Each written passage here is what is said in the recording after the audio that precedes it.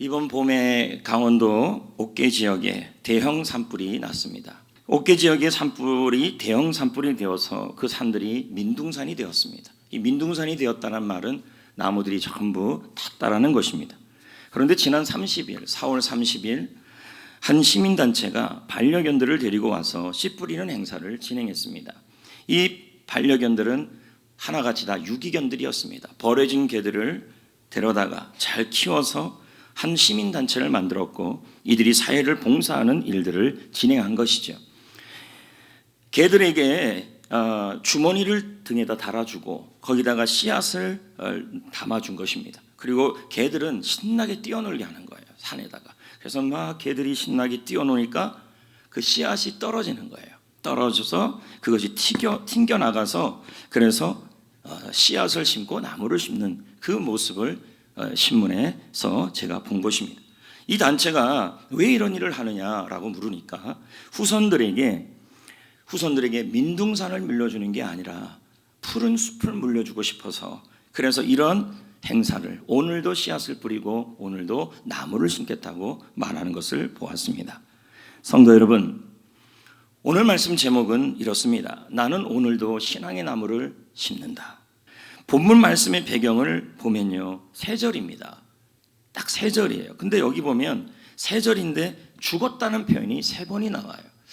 이 3절을 가지고 나는 오늘도 신앙의 나무를 심는다. 또 신앙의 유산형과 어떤 영광과 관련이 있겠냐는 것입니다.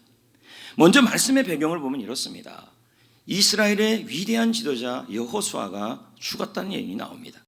그리고 그와 함께 했던 지도자들, 본문에서는 장로들이라고 표현하고 있습니다. 그들도 죽었다 이렇게 나오고 있습니다. 또 누가 죽었냐 봤더니 여호수아를 돕던 대제사장 엘리아살, 여호수아의 영적 자녀 같은 사람이죠. 이 사람도 죽었다 이렇게 표현하고 있습니다. 죽었다. 그런데 오늘 말씀, 이 죽었다라는 이 3절의 말씀을 통해서 하나님이 우리에게 알려주고자 하는 신앙 유산이 있다는 것입니다. 그것은 신앙을 자손들에게 심는 일이 얼마나 중요한지를 이 3절을 통하여 말씀하고 있다는 것입니다. 그러기 전에 먼저 사전에 보면 신앙이라는 단어를 설명하고 있는데 신앙이 뭔지를 보자는 것입니다. 신앙이란 사전에 보면 하나님을 신뢰하고 따르는 것을 신앙이라고 표현하고 있습니다. 그러면 하나님은 우리가 오늘도 어떤 신앙의 나무를 우리 자신과 나의 후손들과 나의 자녀들에게 심기를 원할까요? 본문 31절을 읽어봅시다. 자, 읽어봅니다. 이스라엘이 여호수아가 사는 날 동안과 여호수아 뒤에 생존한 장로들 곧 여호와께서 이스라엘을 위하여 행하신 모든 일을 아는 자들이라고 나와요. 사는 동안 여호와를 섬겼더라. 여러분, 믿음은 아는 것이다 이렇게 나오고 있어요. 안다, 이 뜻은 배우다, 깨닫다 이 뜻입니다. 그러므로 믿음이란 하나님이 행하신 일을 알고 배우는 것이 바로 믿음이고 그 믿음의 나무를 심는다는 말은 하나님이 행하신 일을 알고 배우는 것을 우리가 행해야 된다는 것입니다. 이것을 어디서 설명하고 있냐면 에베소 4장 13절에서도 설명하고 있습니다. 읽어볼까요? 시작. 우리가 다 하나님의 아들을 믿는 것과 아는 일에 하나가 되어 온전한 사람을 이루어 그리스도의 장성한 분량에 충만한 데까지 이르느니. 여기 보면 여러분, 하나님의 아들을 믿는 것과 아는 것 이렇게 나와요. 이게 무슨 말입니까? 하나님을 잘 알아가는 거, 하나님을 열심히 깨닫는 거, 하나님을 열심히 배워가는 거, 이것이 바로 믿음의 나무라는 거예요. 여러분, 여호수아는 하나님을 잘 알았습니다. 그들의 지도자들, 장로들도 하나님을 잘 알았습니다. 그들은 자신들에게 이 믿음의 나무를 심었습니다. 근데 문제가 생겨요. 그게 뭐냐면 자기한테만 심었어요. 여호수아와 지도자들은 믿음을 자녀들에게 알려주지 않았어요. 하나님을 전해주지 못했어요. 그래서 이 부분, 이 31절 부분을 로고스 주석에서는 다음과 같이 해석을 합니다. 읽어보겠습니다. 이 말씀 속에는 여호수아와 그 당시 장로들이 모두 죽고 난 후 결국 이스라엘은 믿음을 버리고 하나님으로부터 멀어지게 되었음을 보여준다. 결국 여호수아와 장로들 이후에 다음 세대는 곧바로 우상 숭배에 빠지고 말았다. 이렇게 나와요. 그럼 뭐예요? 믿음의 나무를 자기한테는 심었는데 누구한테는 못 심은 거예요? 자손들에게 못 심었다. 자녀들에게 못 심었다. 이렇게 되는 겁니다. 여러분, 이것을 어떻게 알 수 있냐면 사사기를 통해 알 수 있어요. 여호수아가 끝난 이후에 사사기가 시작되는데 사사기를 통해 뭘 알 수 있냐면 여호수아와 그 시대의 조상들이 다 죽었을 때 그 다음 세대가 하나님을 알지 못했다고 나와요. 사사기 2장 10절 읽어보겠습니다. 시작. 그 세대의 사람도 다 그 조상에게로 돌아갔고 그 후에 일어난 다른 세대는 여호와를 뭐하지 않았어요? 알지 못하고 여호와께서 이스라엘을 위해서 행하신 일도 알지 못하고. 믿음은 아는 건데 지금 뭐예요? 그 세대의 사람은 여호수아와 그 시대의 장로님들이 전부 돌아가신 거예요. 근데 자기들한테만 믿음의 나무를 심었지 다음 세대, 자녀 세대에게 믿음의 나무를 심지 못한 겁니다. 자, 어떻게 될까요? 어떻게 되었을까요? 분명한 것은요, 여호수아 당시의 지도자들은 다음 세대에게 정복한 땅을 물려줬어요.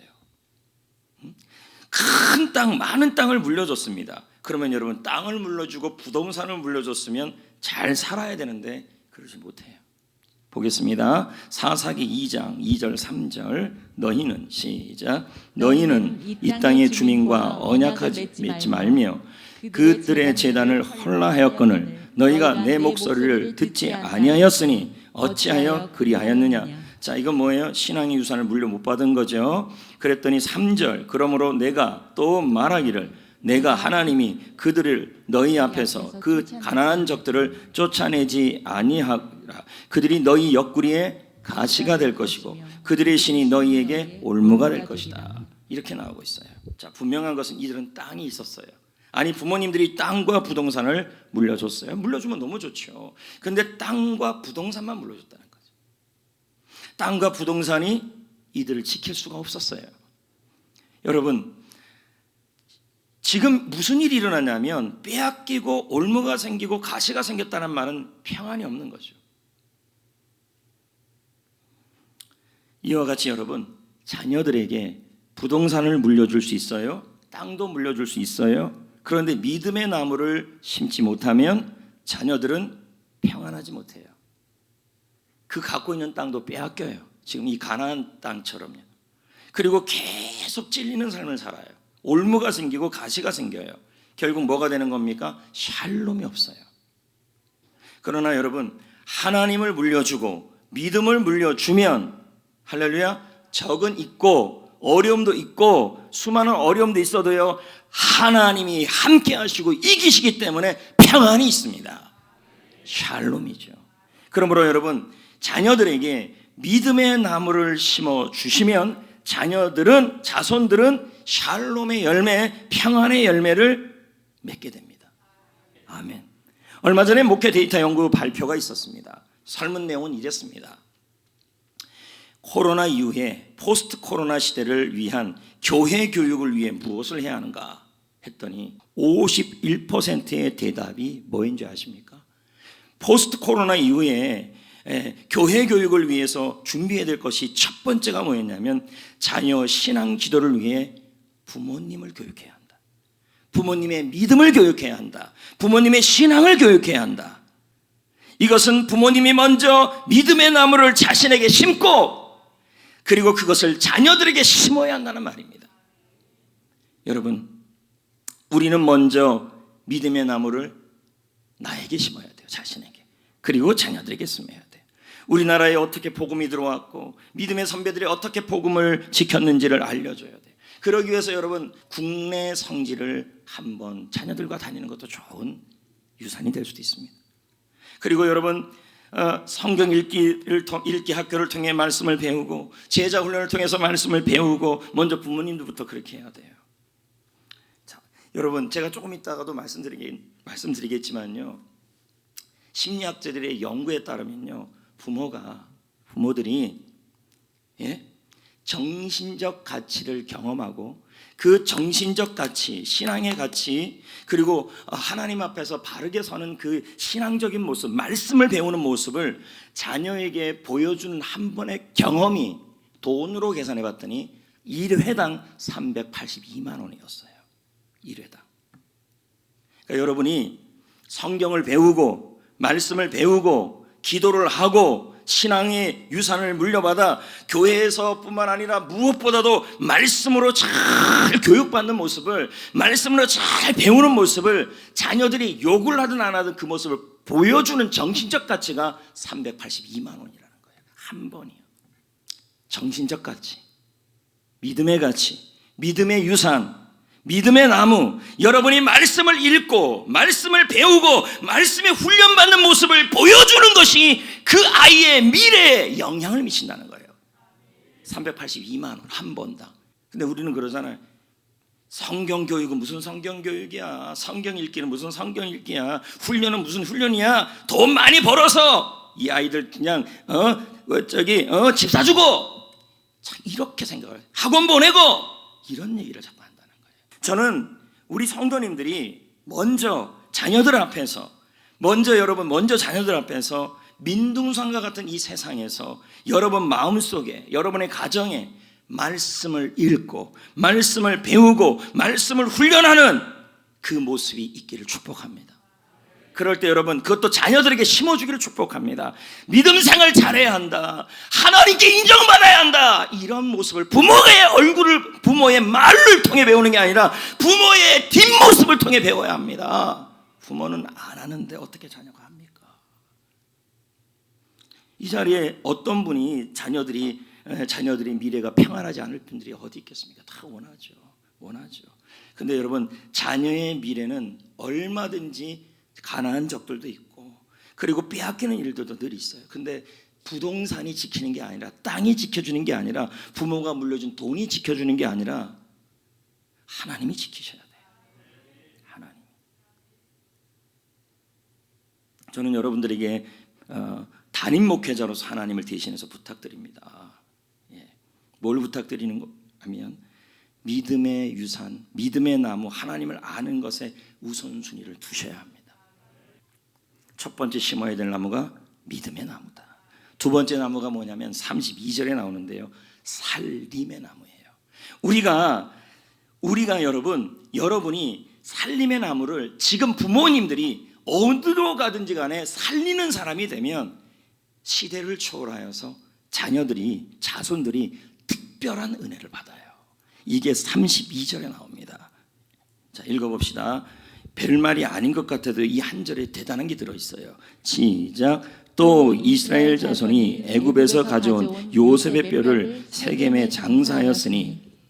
이곳은 야곱이 백시타를 주고 세겜의 아버지의 하몰의 자손들에게서 산 밭이라. 그것이 요셉 자손의 기업이 되었더라. 자, 이게 이 말씀 한 구절이에요. 근데 킴 제임스 흥정역은 이 부분을 조금 더 쉽게 설명을 했어요.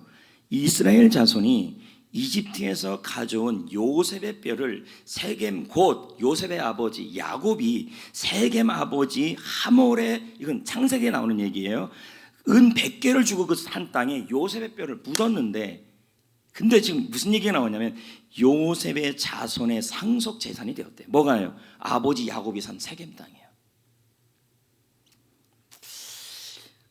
이걸 이해하려면 창세기를 이해하셔야 돼요. 그럼 뭘 이해해야 됩니까?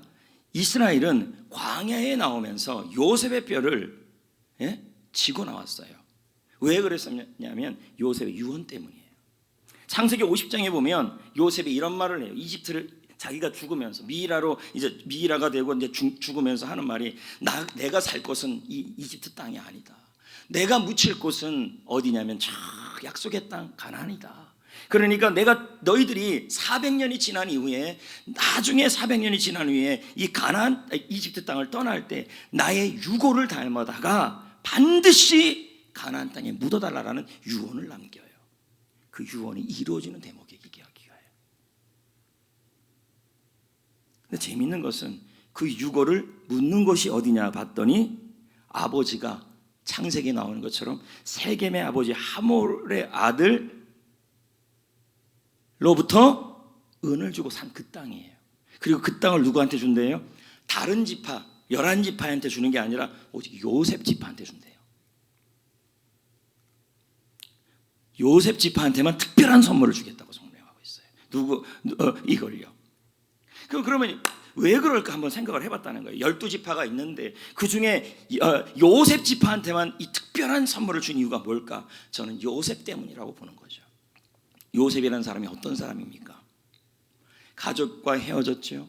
형들에게 미움을 받았죠. 고향을 떠났죠. 그런데 이 요셉은요, 어느 곳에 있든지 살리는 사람으로 있었어요.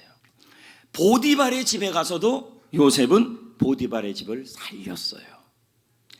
감옥에 가서도 감옥에 있는 사람들을 살렸어요. 이집트의 총리가 되셔도 나라를 살렸어요. 그리고 그의 가족들도 살렸어요. 그는 가는 곳곳마다 나무를 심었어요. 그 나무가 살림의 나무예요. 그 결과 그의 유해가 어떤 일이 일어났습니까? 가나안 땅으로 돌아오는 은혜를 받았어요. 여러분, 살리는 사람으로 살면 회복의 은혜가 있어요. 그것만 그런 줄 아세요? 그거 끝이 아니에요. 약속의 땅에서 아버지 야곱이 사놓은 땅에 묻히고 그 요셉의 지파에게 이 땅을 상속받게 했어요. 이건 뭐예요? 특별한 축복을 요셉 자손이 받았다는 거예요. 누구 때문에 받은 거예요? 누구 때문에요? 그의 조상 요셉 때문이에요. 그러면 여러분, 오늘 이 자리에 있는 분들 보세요. 요셉이 죽은 다음에 400년이 흘렀고, 그리고 출애굽한 후에 40년이 흘렀어요. 그럼 440년 만에 440년 동안에도 조상 요셉이 했던 그 살림의 열매, 살림의 나무가 440년 만에 그의 후손 요셉 자손에게 특별한 축복으로 맺어지고 있어요. 지금 여러분이 심어놓는 그 열매들이, 그 나무들이 시공을 초월하여 여러분의 가문에 맺어진다는 거죠. 그러므로 여러분, 지금 여러분이 중요해요. 어느 곳에 있든지 간에 살리는 입술이 되십시오.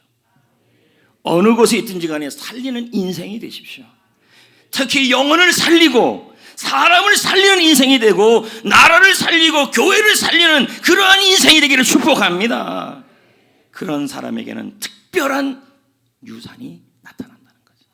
살리는 것 중에 제일 첫 번째가 뭡니까? 전도죠. 여러분, 전도하는 것이 바로 영혼 살리는 일입니다. 사람을 살리고 영혼을 살리고 가정을 살리고 직장에 가서는 직장을 살리고 나라를 살리고 교회를 살리고 인생을 살리고 살리는 일을 하고 있는 그 사람에게는 하나님이 나중에 그들에게는 특별한 선물과 축복의 열매를 맺어지게 한다는 거죠.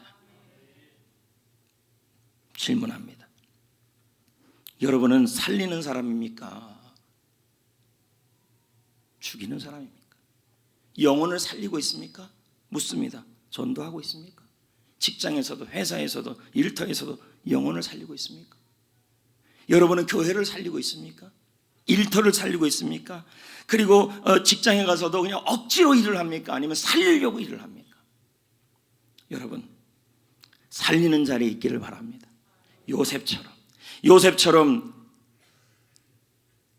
다른 사람을 살리고, 요셉처럼 자기가 있는 일터를 살리고, 요셉처럼 가정을 살리고, 요셉처럼 공동체를 살리고 나라를 살리는 사람이 되면 하나님은 그 자손들에게, 그 가문에게 특별한 스페셜한 축복을 따로 주시는 것입니다.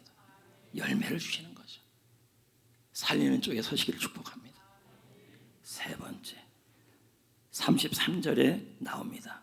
어떤 나무를 심어야 되는지를 나옵니다. 33절 읽어봅시다. 시작. 아론의 아들 엘르아살도 죽음에 그들이 그의 아들 비나스가 에브라임 산지에서 받은 산에 장사하였더라. 이 말씀에 뭐가 있나고 이렇게 할 수가 있죠. 근데 여기 보면 아론의 아들 엘리아살이 나와요. 근데 그가 죽었어요. 근데 장사 지낸 곳이 어디예요? 에브라임 산지예요. 에브라임 산지는 어디입니까? 여호수아가 있었던 곳이고 여호수아가 죽은 장소예요. 묻힌 장소예요. 중요한 영적 원리가 있어요. 여기에요.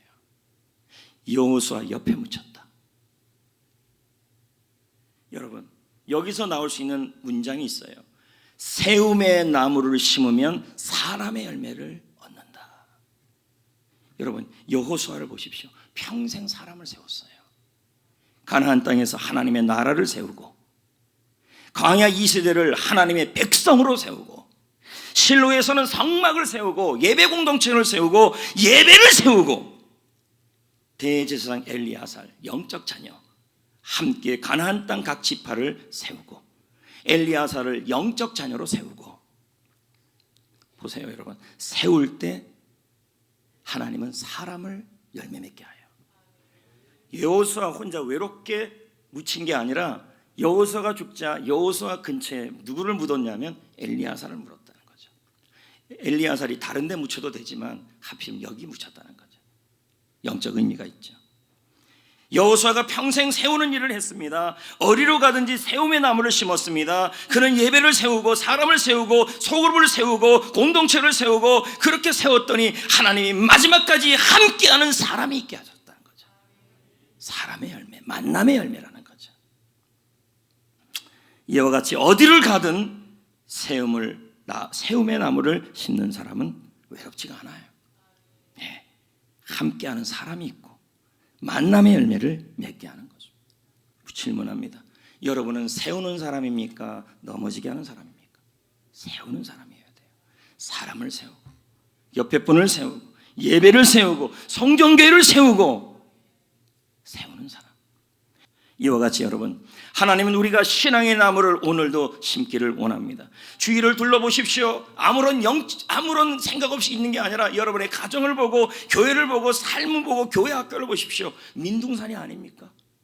믿음의 나무를 지금 심어 놓았습니까? 살림의 나무를 심고 있습니까? 세움의 나무를 심고 있습니까? 가능하면 많이 심어야 합니다. 많이 심어야 합니다. 그래야 우리가 누리고 자녀가 누리게 되고 후손이 누리게 되는 거죠. 최고의 정신적 가치는 무엇이냐면 바로 기도를 물려주는 거예요. 여러분 생각하기에 부모로서 나는 부족하다, 물질도 부족하고 건강도 부족하고 돌봄도 부족하다. 그래서 자녀를 어떨 때 바라볼 때 내가 부족함을 느낄 때 참 미안한 마음이 들 때가 있을 거란 거예요. 그리고 자녀를 위해 잘 못해줄 때 딱 부모 잘못 같아요. 내가 못나서, 아빠가 못나고 엄마가 못나서, 이런 말이, 이 부모가 이렇게 부족해서 어떻게 하나, 이런 분들이 있어요. 근데 하나님은 여러분에게 완벽한 부모가 되라고 말씀하지 않으셨어요. 그럼 뭐라고 말씀하시는데요?